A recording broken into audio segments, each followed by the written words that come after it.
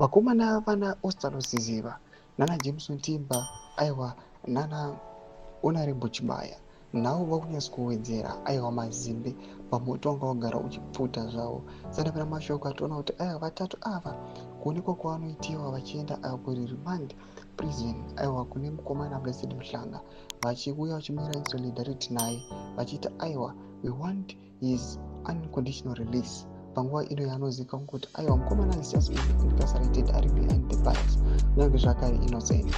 Kuti subscribe or like on the bell icon.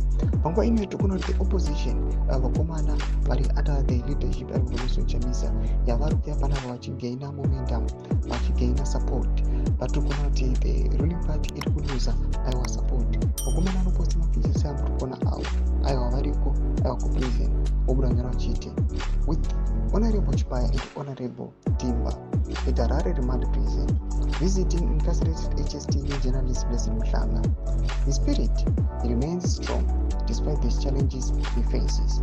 Solidarity is important to us. Hashtag Free Blessed Muhlanga. Thomas Wanamreto Panapa Tumas Iowa Bangwa Ime, Panoparu Kuramba, Iowa supporter Vakomana the opposition.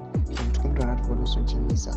Tuona kuti Iowa kumfashanyira kwanoita the HSTV journalist Blessed Muhlanga kwanyatso kuratidza kuti aiwa these guys they really know the truth and they really know kuti aiwa mukomana Muhlanga haatofariri vakomana ve the regime panguva ino vari kumubata nekuseri kweruoko.